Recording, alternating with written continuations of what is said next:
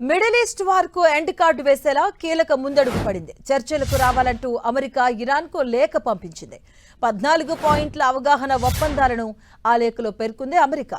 Iran అణు కార్యక్రమం, uranium నిల్వల బదిలీ, హర్మోజ్ జలసంధిలో ఉద్రిక్తతలను తగ్గించడం వంటి కీలక విషయాలు ఉన్నాయి. ఇక తమ ప్రతిపాదనలపై ఇరాన్ సానుకూలంగా స్పందిస్తుందని అమెరికా అధ్యక్షుడు ట్రంప్ ఆశాభావం వ్యక్తం చేస్తున్నారు.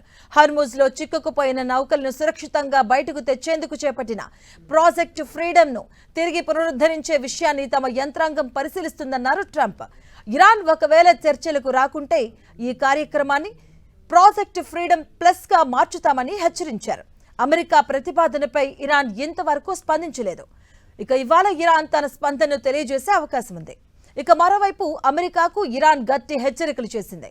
ఐక్యరాజ్య సమితి చీఫ్ ఆంటోనియో, యుఎస్లోని ఇరాన్ శాశ్వత ప్రతినిధి అమీర్ సయీద్ ఇరానీ కూడా ఓ లేఖ రాశారు. హర్మోజ్ జలసంధిలో సైనిక చర్యలకు దిగి యుఎస్ కాల్పుల విరమణ ఒప్పందాన్ని ఉల్లంఘించిందంటూ ఆరోపించారు.